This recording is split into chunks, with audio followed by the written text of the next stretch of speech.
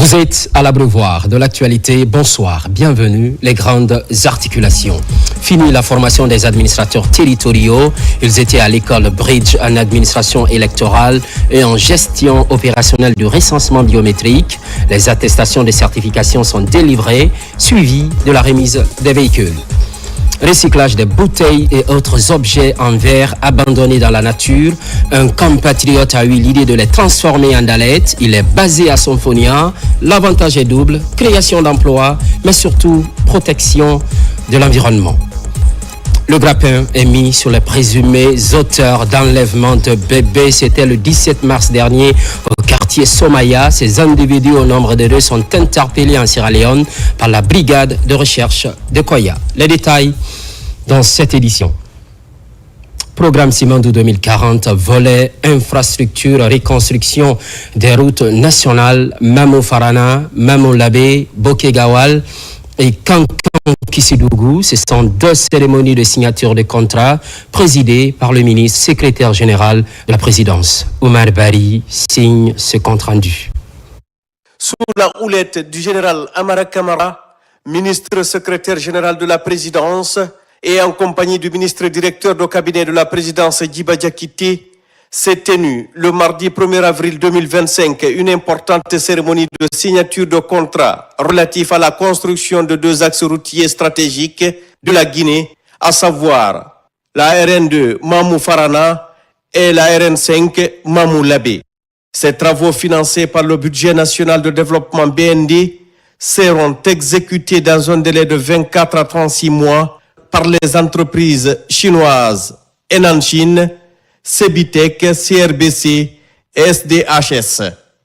La route nationale Mamou-Farana, longue de 185 km, sera confiée aux entreprises Enanchin et Cebitec, tandis que les 140 km de la route nationale Mamou-Labé seront réalisés par Enanchin, CRBC et SDHS. Cette initiative s'inscrit pleinement dans le cadre du 3e pilier du programme stratégique Simandou 2030, porté par le président de la République, son Excellence le général Mamadi Doumbouya, qui place les infrastructures, transports et technologies au cœur de la refondation de l'État. La cérémonie a réuni aux côtés des autorités de la présidence le ministre de l'économie et des finances, Mourana Souma, le ministre des infrastructures et des travaux publics, Mahamadou Abdoulaye Diallo, Ismaël Nabé du plan et de la coopération internationale, la ministre des Postes et Télécommunications, Rose Paula Prissemou, ainsi que les représentants de l'agence de gestion des routes AGEROUTE, de l'administration de contrôle des grands projets ACGP et des entreprises contractantes, ainsi que des missions de contrôle. Dans son message, le général Amara Kamara a rappelé les longues démarches techniques et diplomatiques ayant précédé la conclusion de ces accords. Il a été instruit par le président de la République, chef de l'État, chef suprême des armées, il y a quelques mois, de prendre toutes les dispositions pour que les routes Mamou Farana et Mamou Labé sortent des terres pour le grand bonheur des populations. Ceci fait suite non seulement aux missions terrain qu'il envoie, il a eu leur retour d'observation, mais également aux travaux qui ont été menés par le gouvernement récemment pendant ses visites d'immersion à l'intérieur du pays. Nous sommes réunis aujourd'hui pour procéder aux différentes signatures. Ce n'est pas l'étape la plus importante, les plus importantes sont à venir. C'est de faire en sorte que ce que nous allons signer aujourd'hui, qui représente nos engagements désormais, puisse être clairement matérialisé sur le terrain en termes d'exécution des travaux, mais aussi en termes de délais contractuels sur lesquels nous partirons. Aujourd'hui, nous signons ce contrat essentiellement avec les entreprises chinoises. Cela démontre clairement que notre pays est ouvert aux grands investisseurs, mais aux grands investissements avec ces pays partenaires. Et la Chine est un pays effectivement un grand partenaire de la Guinée. Les ministres ont également insisté sur les enjeux stratégiques de ces projets routiers qui contribueront à désenclaver les régions et préfectures du pays, à faciliter la circulation des biens et des personnes et à stimuler l'économie locale. Ils ont tous salué les retombées concrètes de la participation du président de la République, son Excellence le général Mamadi Doumbouya, au dernier forum sur la coopération sino-africaine FOCAC.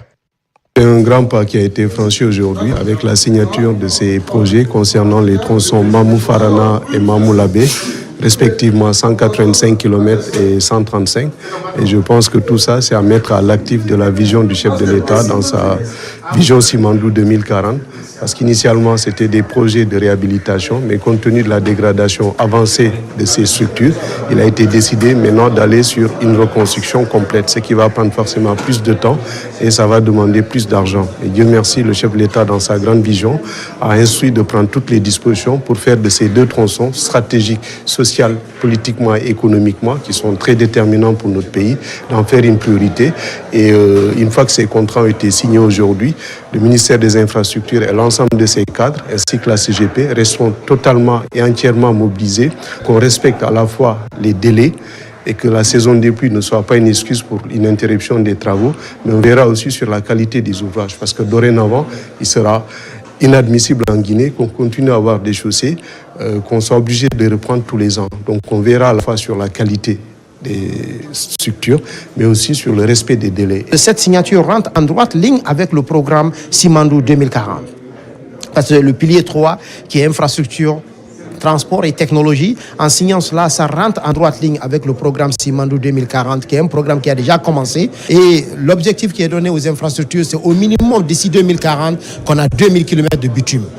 La Guinée avait beaucoup souffert d'insuffisance d'infrastructures. C'est l'occasion encore de remercier M. le Président et remercier également M. le ministre secrétaire général de la Présidence pour pouvoir accélérer cette activité d'envergure qui va nous aider à donner des infrastructures dignes du nom à notre pays, qui va nous permettre de nous mettre dans un cadre sous-régional et pourquoi pas international.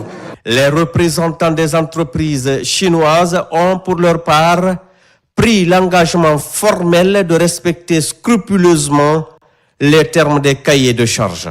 Et nous avons la tronçon de Mahamou jusqu'à Pita et puis deux tronçons entre Mahamou et Falana. Nous sommes déjà installés et on est prêt de démarrer les travaux à tout moment. Et puis nous allons faire tous nos efforts pour achever les travaux dans le délai et en respectant le critère et les normes en assurant la bonne qualité des travaux. La Cibitec, nous avons l'honneur de venir signer le contrat de la reconstruction de la route entre Mamou Falana, dans sa Cibitec, entre près Madina et Falana. Ça fait 102 km. Nous allons faire tout nos mieux de travailler bien et vite le présent projet afin de livrer un bon projet au peuple guinéen. L'entreprise CABC, on est très honoré d'être ici pour signer le contrat entre Dalaba et Pita. On va faire notre mieux pour respecter les engagements de contrat et on va donner une très bonne route pour la peuple guinéen. Le vendredi 4 avril 2025, toujours au Petit Palais de la Présidence, s'est déroulée une seconde cérémonie de signature de contrat concernant cette fois-ci des entreprises guinéennes chargées de la reconstruction des routes Kankan-Kisdougou et Boké-Gawal. Les sociétés Guicobres BTP, Guiter et BGEC ont été sélectionnées pour ces chantiers d'envergure. La cérémonie a été présidée par le ministre secrétaire général de la présidence, le général Amara Kamara. Ces contrats sont tellement importants. Nous souhaiterons quand même que chacun soit engagé au niveau de sa responsabilité. Le plus souhaitable pour nous aujourd'hui est qu'on se lance le plus rapidement pour que les engagements qui seront tenus dans le contrat que nous allons faire aujourd'hui, nous puissions les respecter. Fait marquant de cette seconde cérémonie, le général Amara Kamara a solennellement invité les responsables des entreprises et des missions de contrôle à prêter serment sur le livre saint en guise d'engagement moral à respecter les délais et les standards de qualité fixés. Ce geste fort symbolise la volonté du chef de l'État d'instaurer une gouvernance fondée sur l'éthique, la transparence et la responsabilité. Je jure de respecter les clauses du contrat. Je le jure. Je jure de respecter les termes de ce contrat. Je jure de réaliser ce projet dans les règles de l'art suivant les clauses techniques du contrat. Je jure devant tout le monde, devant Dieu, de respecter le contrat conformément aux aspects techniques et contractuels des projets. Je jure de respecter les clauses de ce contrat. La reconstruction de ces axes routiers vient répondre directement à la vision du chef de l'État, bâtir une Guinée moderne, connectée et résiliente, où les infrastructures constituent le socle du développement économique et social. Aujourd'hui, c'est un grand pas qui a été franchi parce qu'on vient de signer les contrats pour les tronçons Boké, Gawal et Kankan, Kissidougou. Et la particularité de ces projets, c'est que c'est une grande première grâce au travail des équipes des finances. C'est un financement Afrique-Sim Bank, un financement privé. Et c'est une grande première d'avoir un tel montant qui a été mis à disposition de nos entreprises. Ce qui fait qu'également c'est un grand challenge parce que c'est l'avenir de l'entrepreneuriat national qui est en jeu. Aujourd'hui, c'est les groupes BGEC, Guiter et Guicopress qui sont les adjudicataires. Demain, ça pourrait être d'autres entreprises. Donc, c'est une grande première. Et on insistera sur une chose essentielle, ça va être la qualité des travaux. Pas une simple construction de routes, mais aussi ça a une incidence économique et financière dans la vision de développement telle que décrite par le président de la République. C'est un financement sain, puisqu'il vient pour la première fois d'un opérateur financier africain qui a eu confiance en notre pays pour financer les 10 travaux. Pour la première fois, on arrive à avoir ces volumes de financement importants. Tout cela participe de la crédibilité de notre pays. Depuis le 5 septembre, le président a fait une annonce, quitter la route, qui est en train de s'exécuter. On peut penser quand même que ça a un impact local, puisque c'est les entreprises locales qui sont là. C'est un grand plaisir de voir que les contrats de ces travaux ont été signés, mais c'est aussi historique dans le sens que c'est la première fois que les contrats et des travaux et des missions de contrôle sont concomitamment signés. Tout cela dans ce cadre d'accélérer le développement de la Guinée, d'accélérer la mise en œuvre des projets. Donc nous veillerons à ce que la triptyque coût, qualité, délai, en lien, en collaboration avec les missions de contrôle soit respectée. Surtout que ces deux axes sont des axes qui ont un impact régional. Prends la route de Boké-Gawal, c'est une route aujourd'hui qui mène au Sénégal. Donc, c'est l'une des routes les plus économiquement rentables du pays. Donc, la reconstruire aujourd'hui aura certainement un fort impact sur la vie des populations. Ces travaux s'inscrivent aussi dans une dynamique régionale avec un renforcement des liaisons entre la Guinée et ses pays voisins, facilitant ainsi le commerce transfrontalier et l'intégration sous-régionale. Les entreprises signataires se disent conscientes de ces enjeux. Avec la structure forte, ça garantit, ça apaise l'exécutant qui sont nos entreprises, mais aussi le maître d'ouvrage qui bénéficie d'un ouvrage solide qui peut durer plusieurs dizaines d'années. Et c'est à cela que nous remercions encore le gouvernement d'avoir fait ce choix d'une structure qui puisse garantir les deux parties. Donc aujourd'hui, nous sommes très heureux et nous prions Dieu avec l'engagement que nous avons pris de nous faciliter la réalisation de ces projets dans les meilleures conditions, accompagné de la santé de nos entreprises et la santé de l'ordonnateur qui est le président de la République, avec tout son gouvernement.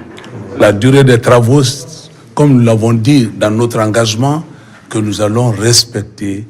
Vous avez des contrats dont la durée est de 3 ans, il y en a de 2 ans, mais avec un financement garanti, nous sommes certains que ces projets, s'ils ne sont pas réalisés avec raccourcissement de délai, nous ne pouvons pas excéder parce que tout est garanti à l'avance. En mettant à contribution aussi bien des partenaires internationaux que des entreprises locales, le gouvernement démontre sa capacité à conjuguer vision stratégique et actions concrètes pour le bien-être du peuple souverain de Guinée sous la direction du général Mamadi Doumbouya, président de la République, chef de l'État. Les salutations d'usage s'enchaînent à la maison mortuaire de Fodé Kanté, ex-président de la Cour des comptes. Le chef de gouvernement s'y est rendu en compagnie d'une importante délégation. Amadou Ouriba a, au nom du chef de l'État et du peuple de Guinée, présenté les condoléances à la famille éplorée. On écoute son message au micro d'Ousmane Bangoura. Nous sommes venus prier pour le repos de l'âme du premier président de la Cour des comptes, M. Kanté. Donc c'était une occasion également de saluer sa famille, de lui rendre hommage dans son quartier et prier avec ses voisins, ses proches qui l'ont connu et qui l'ont apprécié. Vous savez, la Cour des comptes est un des piliers d'une bonne gouvernance d'un État. Et dans ce contexte, il a bénéficié de la confiance du président de la République, le général Doumbouya, pour assumer cette fonction. En ces circonstances, que sa famille reçoive les condoléances du président de la République et de l'ensemble du gouvernement, dont moi-même et le ministre de la Justice, garde des Sceaux, étaient venus pour être les porteurs de ce message de condoléances. Par ailleurs, formation des administrateurs territoriaux, les rideaux sont tombés sur les 3 jours de renforcement des capacités. Je vous le dis un peu plus haut, ils étaient à l'école Bridge en administration électorale et en gestion opérationnelle du recensement biométrique. Les attestations de certification sont délivrées, suivies de la remise des véhicules tout-terrain, un geste du chef de l'État. Amadou Touré. Pour une réussite des futures échéances électorales, le ministère de l'administration du territoire et de la décentralisation a organisé un atelier appelé Bridge en administration électorale et en gestion opérationnelle du recensement biométrique à l'intention des administrateurs territoriaux. 3 jours après, ces préfets et gouverneurs du pays s'en félicitent et s'engagent à bien appliquer les leçons apprises. Votre rôle en tant qu'administrateur territorial sera primordial dans ces échéances futures qui nous attendent, qui vont nous permettre effectivement d'installer des institutions fortes qui dépasseront les envies ou les déshydratats des hommes ou des femmes, mais des structures effectivement qui seront pérennes, à vie, et qui permettra à la Guinée de connaître une démocratie durable. Après cette clôture, les préfets et gouverneurs du pays ont reçu des véhicules de service, des 4x4 tout-terrain de la part du président de la République, général d'armée Mamadi Doumbouya, pour leur permettre d'accomplir aisément les activités dans les localités les plus enclavées du pays. Nous sommes à une première étape de remise de véhicules de commandement aux administrateurs territoriaux. Après cette étape, une autre étape plus importante encore est attendue dans les jours à venir, car il s'agira de remettre aux sous-préfets, les 332 sous-préfets du pays, des véhicules de commandement. Cet acte hautement significatif, à l'actif de Monsieur le Président de la République, le général Mamadi Doumbouya, nous ne pouvons que vous charger de transmettre à son Excellence, Monsieur le Président de la République, chef de l'État, chef suprême des armées, général d'armée Mamadi Doumbouya, le message de remerciement et de grand remerciement. Nous vous rassurons qu'ils seront utilisés à bon escient dans l'objectif unique qui est d'augmenter la capacité opérationnelle de vos services à l'intérieur du pays. Je suis convaincu que ces nouveaux véhicules seront un atout précieux pour notre administration et nous permettront de mieux servir les citoyens. Ainsi, je tiens à remercier tout d'abord son Excellence, Monsieur le Président de la République, chef de l'État, chef suprême des armées, Monsieur le Premier ministre, chef du gouvernement, ainsi que tous les membres de son gouvernement qui ont travaillé sans relâche pour que cette acquisition soit une réussite.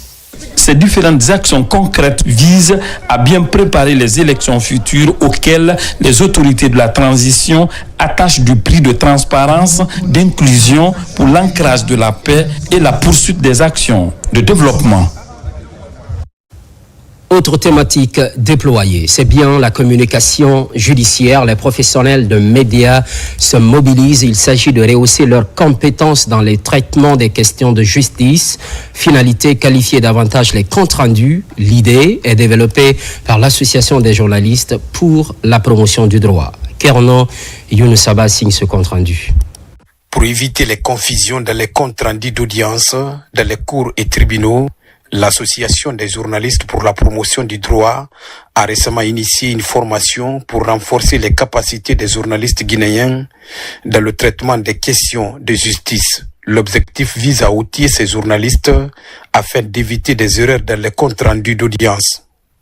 L'interprétation des débats et des sentences qui suivent dans les comptes rendus après les procès pose parfois, pour ne pas dire souvent, problème au niveau des populations.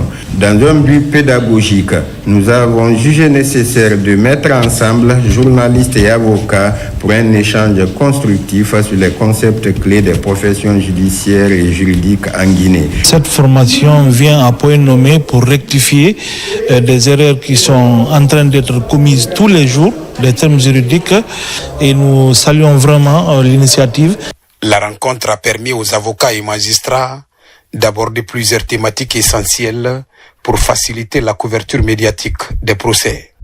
Il est courant de voir un journaliste dire par exemple la cour d'appel de Dixine, la cour d'appel de Mafanko, un accusé poursuivi pour diffamation.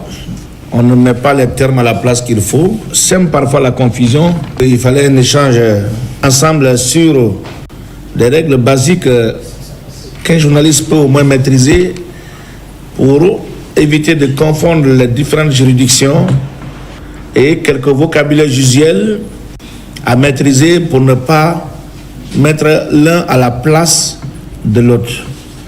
Le principal défi pour ces professionnels de la justice consiste à doter les journalistes des connaissances dans le domaine de la communication juridique et judiciaire.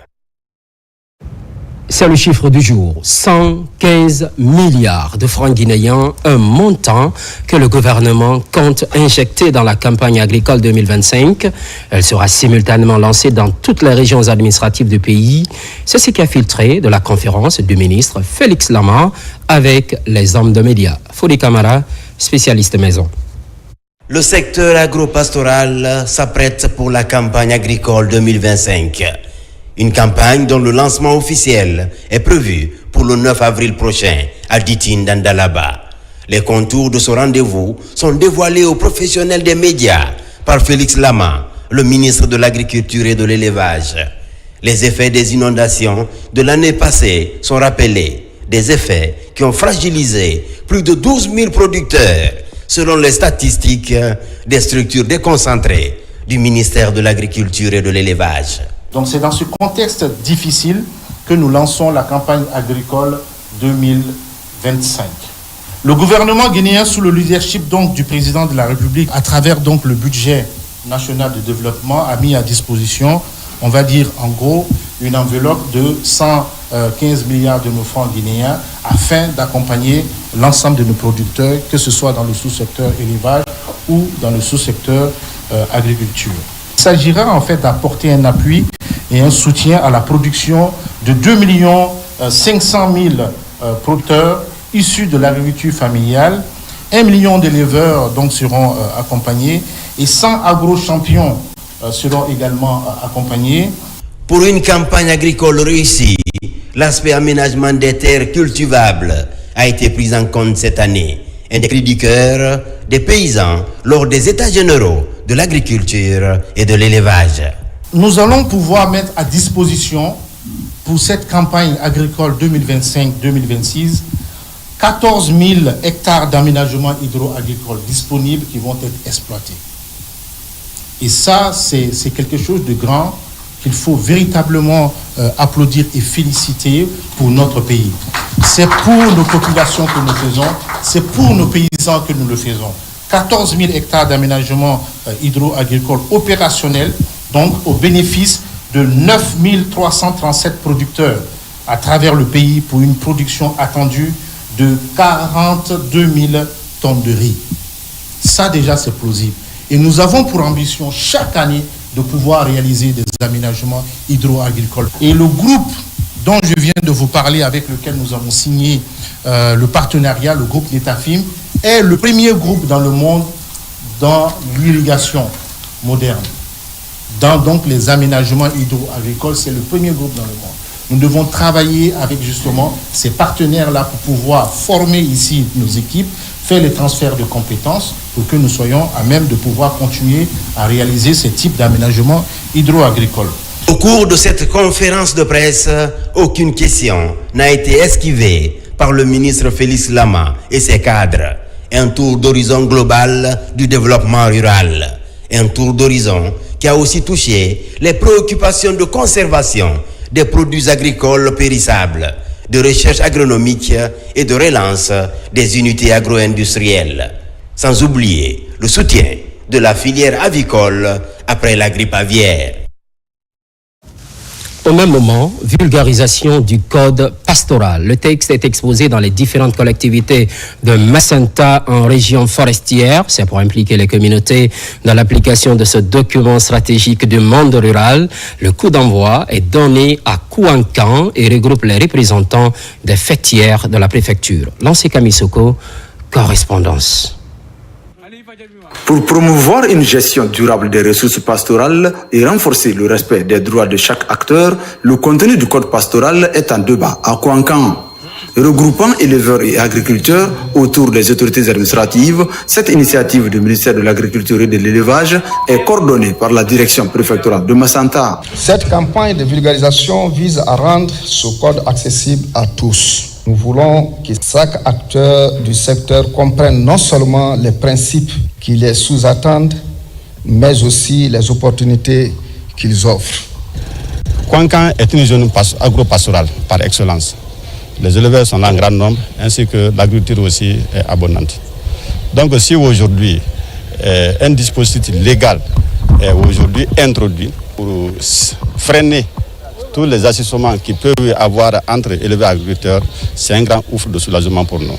Fruit de plusieurs années de concertation entre les acteurs du secteur, ce code est le reflet de la vision commune vers un avenir où éleveurs et agriculteurs coexistent harmonieusement dans le respect des traditions tout en promouvant les impératifs de développement durable. Nous qui sommes agriculteurs, on avait d'énormes problèmes. Mais je crois bien avec ce code pastoral, chacun de nous saura réellement ce qu'il doit faire et ce qu'il ne doit pas faire. Je tiens à remercier chaleureusement au nom de M. le Préfet, le ministre de l'Agriculture et de l'Élevage et tous ceux qui ont contribué à l'élaboration de ce code et à l'organisation de cette campagne. Votre dévouement et votre expertise sont des piliers de notre succès collectif. Pour renforcer la cohésion sociale et économique, afin de favoriser la mise en œuvre efficace de ce document stratégique, les acteurs de Macenta s'engagent à faire de la vulgarisation du code pastoral un modèle de collaboration pour le bien des générations actuelles et futures. Comme dans plusieurs préfectures, Dalaba aussi va bientôt abriter le bloc administratif et les logements de la trésorerie préfectorale. Il s'agit d'offrir un cadre optimal aux travailleurs du trésor public dans la gestion efficace des ressources de l'État. Mamadou Patebalde. Qualifiée de Suisse africaine, Dalaba aura bientôt son bloc administratif et les logements de la trésorerie préfectorale. Le chef de l'État, le général d'armée Mamadi Doumbouya, dans sa vision de développement du pays, entend doter la Guinée des infrastructures modernes. Ces édifices dont les travaux ont été lancés seront exécutés par l'entreprise Macam. L'objectif principal de ce projet est de moderniser notre administration publique en offrant un environnement de travail amélioré aux agents de trésor public et un meilleur accueil aux citoyens. Nous contribuons à renforcer la confiance entre l'État et les administrés. Financé par le budget national de développement, le ministère de l'économie et des finances assure le maître d'œuvre. Cette initiative du gouvernement de la refondation vise à renforcer les capacités opérationnelles du cadre et à rapprocher les services de l'État aux collectivités locales en vue de booster le développement à la base. En posant cette première pierre, nous ne posons pas seulement un symbole de construction physique, mais nous bâtissons également l'avenir de notre administration. Nous créons un cadre propice à l'innovation et à la collaboration qui permettra à notre trésor public de jouer son rôle dans le développement économique et social de notre région. Nous sommes convaincus que ce bâtiment, une fois achevé, apportera une réelle valeur ajoutée car il renforcera le lien social et participera au développement économique de notre pays. À cet effet, votre implication tout au long du processus est attendue et serait bien appréciée par Monsieur le ministre de l'Économie et des Finances. La construction de ces édifices est une avancée significative pour notre pays. Conçues selon les normes modernes, ces infrastructures vont répondre aux exigences d'efficacité, de confort et de durabilité pour le bien-être du trésor public guinéen. Lutte contre les accidents ferroviaires. Loin d'un simple slogan, la sensibilisation s'installe. Elle touche directement les occupants et riverains le long des rails Madina-Kenyan très prochainement. Et pour le même motif, l'amicale des jeunes pour la sauvegarde de l'enfance et de l'adolescence va se rendre à Koya. Moussa Bangoura. L'amicale des jeunes pour la sauvegarde de l'enfance et de l'adolescence est encore sur le terrain pour combattre les accidents ferroviaires, l'occupation anarchique et le jet des ordures sur les rails. Sur l'axe Madina-Kenyan, le long des rails, des causeries éducatives sont organisées. Des messages ont été passés aux marchands et riverains d'être vigilants, mais aussi s'éloigner des rails afin d'éviter des accidents. On ne revend pas sur les rails, on ne marche pas sur les rails. Évitons les rails. Les rails sont là pour le train. Évitons les accidents ferroviaires. Nous sommes là pour une sensibilisation du petit bateau jusqu'à Kouria pour que la population riveraine quitte les rails. Le train ne s'arrête pas comme le véhicule. Le train ne freine pas brusquement. Le train, quand vous êtes sur les rails, quand le train vient, avant de freiner, ça va pas faire plus d'1 kilomètre. Donc de faire très attention au train. Nous voulons travailler sans l'accident, c'est notre objectif. Roussal Sebeka et Lagui Presse se donnent la main pour accompagner ce mouvement de jeunes. L'idéal est de sauver des vies le long de la voie ferrée. Nous sommes ravis de cette équipe de sensibilisation et nous prenons l'engagement à passer le message pour éviter des accidents. Il doit respecter 25 à 15 mètres le long des deux côtés des rails pour s'installer. Parce que regardez les femmes qui sont assises à un micron des rails. En cas de déraillement, ça va coûter la vie à beaucoup de gens, à beaucoup de citoyens. C'est ça que nous ne voulons pas. Nous sommes là pour ça, pour éviter des accidents de ce genre. Pendant 20 jours, des porte-à-porte et sensibilisation de masse seront effectuées par cette association le long des rails de Kalouma à Kouria, dans la préfecture de Koya. Ce qui, entre autres, concentre l'actualité, recyclage des bouteilles et autres objets en verre abandonnés dans la nature. Un compatriote à Symphonia les collecte et les transforme en dallettes. C'est inédit. Il crée de l'emploi, mais surtout protège l'environnement. Par ailleurs, il sollicite le soutien des autorités et les opportunités dans les BTP à la rencontre de ce jeune entrepreneur et ses employés. Kiorno Ousmane Gallo, Amarako Bassouma, découvrons ensemble. Dans cette unité de recyclage à Symphonia, Mamadou Boussiriou Diallo donne une seconde vie aux bouteilles usées qui habituellement finissent dans les poubelles ou décharges d'ordures. Son idée, transformer ces objets en verre dont plus personne n'en a besoin en matériaux de construction afin de produire des dallettes destinées à l'aménagement extérieur des maisons et des villes. Le verre, vous savez que le verre est fait à partir du quartz.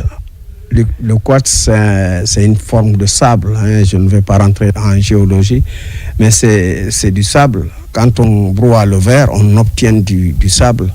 Et là, nous avons une machine qui nous permet de broyer le verre et obtenir du sable. Et la machine est réglée de sorte que On a du 0,4 et du 0,6. Donc, ce qui fait qu'on n'a pas besoin de gravier pour rajouter. On ne fait qu'avec le verre. C'est ce qui nous donne les dalettes que vous avez derrière pour là. À la question de savoir s'il n'existe aucun risque, sa réponse est sans ambiguïté. Même si on la casse, ça ne peut pas blesser. Il y en a qui ont peur, certainement, quand ils marchent dessus jusqu'à usure, s'il n'y a pas de morceaux de verre qui vont sortir. Il n'y a pas de morceaux dedans. C'est que du sable.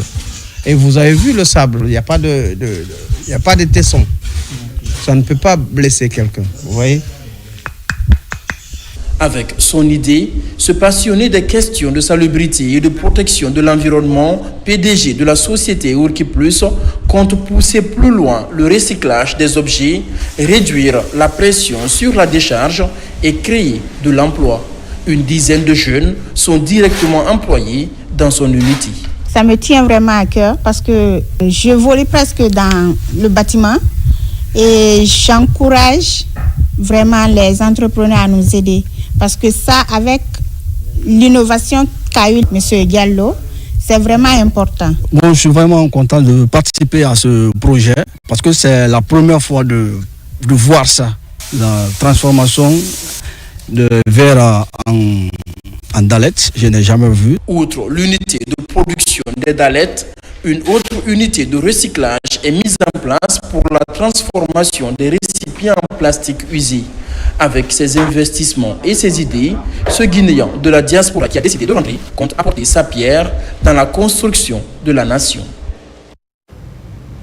Une très grande innovation. Boké, assainissement de la ville, une opération coup de balai en prélude à la grande mobilisation de soutien aux acquis du CNRD prévue du 11 au 12 avril prochain. La place des Martyrs et autres espaces publics sont débarrassés d'immondices. Younoussa Tawel Kamara. Ces femmes issues des différentes couches sociales des 15 quartiers de la commune urbaine de Boké sont mobilisées pour rendre propre la ville. C'est un prélude à la grande mobilisation des populations de Kakandé prévue du 11 au 12 avril prochain, ici même à Boké, en vue d'exprimer leur reconnaissance aux bienfaits du président de la République, le général Mamadi Doumbouya, dans le cadre de la réalisation de nombreux projets ces dernières années à Kakandé sous l'ère CNRD. Les 15 quartiers Biring, nous les femmes des 15 quartiers, nous sommes venus pour assainir la place des Martyrs, où la cérémonie aura lieu la semaine prochaine. Ce jour, nous voulons dire merci au président pour tout ce qu'il fait pour Boké. Nous avons décidé de rendre propre notre ville qui doit accueillir les Kakandeka, mais aussi des autres invités venus de partout.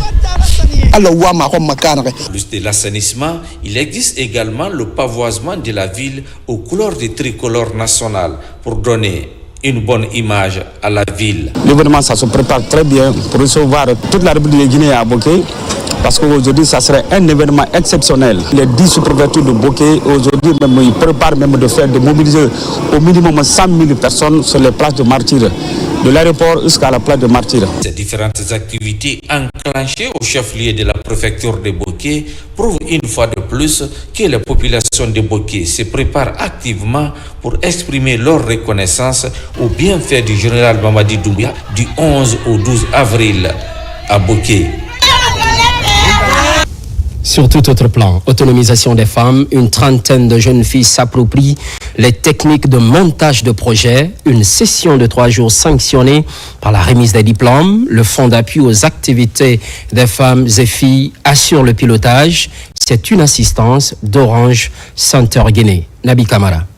Plus de 30 femmes entrepreneurs et jeunes filles porteuses de projets reçoivent leur diplôme après 3 jours de formation en management de projet. C'est le fruit d'un partenariat scellé entre la Direction générale du Fonds d'appui aux activités économiques des femmes et des filles et Orange Digital Center Guinée. On a voulu, à travers cette formation, dans un premier temps, la gestion des projets, parce que les femmes se lancent dans l'entrepreneuriat et se lancent dans des activités génératrices de revenus, mais n'ont pas de plan d'action. Donc il était important pour nous qu'elles puissent savoir comment on monte les projets, pour que désormais elles soient outillées pour mieux gérer leurs activités. C'est une manière pour nous de les rendre encore plus autonomes dans le cadre de leurs activités génératrices de revenus et qu'elles soient à mesure de piloter un projet de bout en bout, en voir les bénéfices et pourquoi pas créer grâce à ça de la richesse, créer de l'emploi et s'épanouir dans le cadre de leurs activités. Cette formation, qui est le début d'une série, s'est située justement dans le cadre de la célébration du mois de la femme. Plusieurs modules ont été développés à cet effet, selon le formateur. Nous avons eu le management d'équipe. Nous avons aussi eu la gestion de projet, comment naît un projet et quand le projet est né, comment donc définir ce projet et l'implémenter au sein de votre entreprise. Avant, moi, je passais par des intermédiaires pour monter mes projets. Mais aujourd'hui, à travers cette formation, franchement, je peux moi-même monter mon projet, gérer mon entreprise et ensuite former certaines femmes aussi. La direction générale du Fonds d'appui aux activités économiques des femmes et des filles promet de continuer cette série de renforcement des capacités de cette couche féminine tout le long de l'année 2025 ici en Guinée. C'est effectif. Le grappin est mis sur les présumés auteurs d'enlèvement de bébés. C'était le 17 mars dernier au quartier Somaya. Ces individus, au nombre de 2, n'ont pas échappé à la vigilance de la brigade de recherche de Koya. À travers une plainte, ils ont été interpellés en Sierra Leone. Fatoumata Touré pour plus d'explications. C'est une coopération sécuritaire réussie entre la Guinée et la Sierra Leone. 2 individus impliqués dans l'enlèvement d'enfants qui couraient depuis toujours ont été finalement interpellés. Une arrestation intervenue en terre léonaise grâce à une synergie d'action entre la brigade de recherche Guinée et les services de sécurité de la Sierra Leone. Au terme donc d'une période d'enquête, les parents retrouvent leur bébé. Ce que je peux dire, je les remercie et je remercie encore l'Arjida Yaya parce que toute la mission, la souffrance, on a fait ensemble. En Sierra Leone, on a passé là-bas plus d'une semaine pour pouvoir nous donner le bébé avec les protocoles parce que ça devient entre pays et pays. Ce n'était pas facile, mais quand même, on remercie le bon Dieu, on remercie la gendarmerie qui s'est occupée de nous, qui ont mis toutes leurs dispositions pour pouvoir nous aider. On les remercie beaucoup.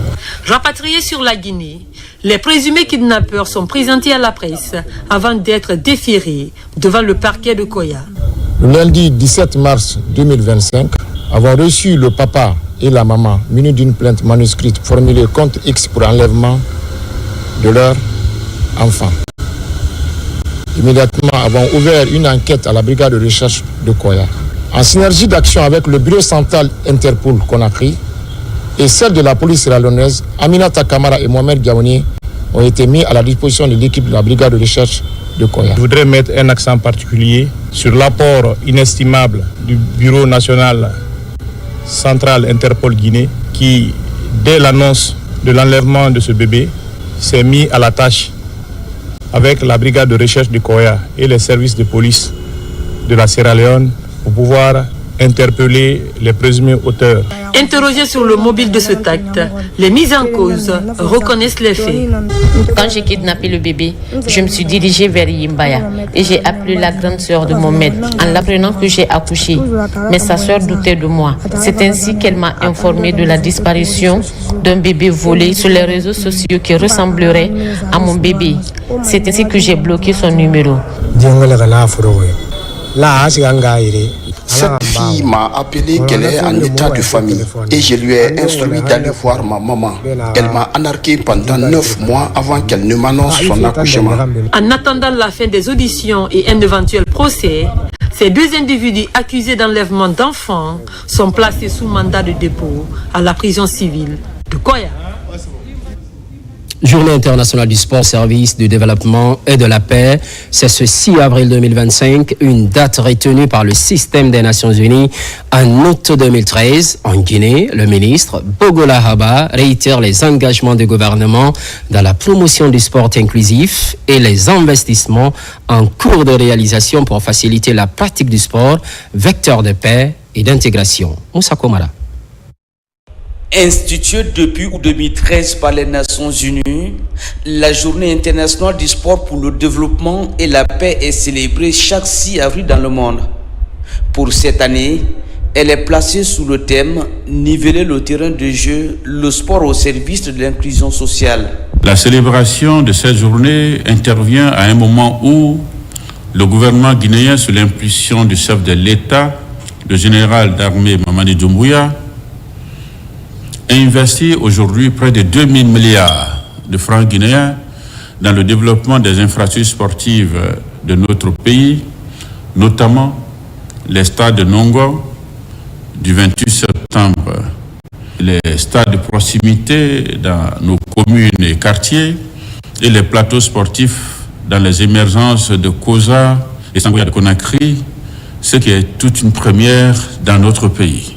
À l'occasion de la célébration de cette journée, le gouvernement guinéen, à travers le ministère de la Jeunesse et des Sports, affiche sa volonté de briser les barrières de l'inégalité et d'améliorer la qualité des infrastructures sportives. Dans la perspective du programme Simandou 2040, le gouvernement compte doter chaque préfecture et chaque commune de Conakry d'un complexe sportif pour donner l'égalité des chances à tous ces jeunes et jeunes filles d'où qu'ils se trouvent et qui désirent pratiquer le sport de leur choix.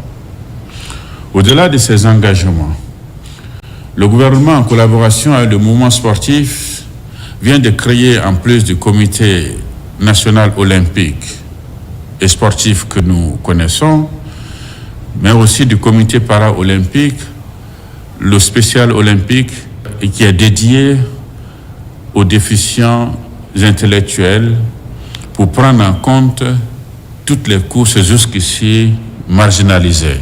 La célébration de cette journée offre l'opportunité de rappeler aussi que le sport est plus qu'un jeu de divertissement, mais un vecteur de cohésion sociale, de dialogue entre les cultures et d'intégration.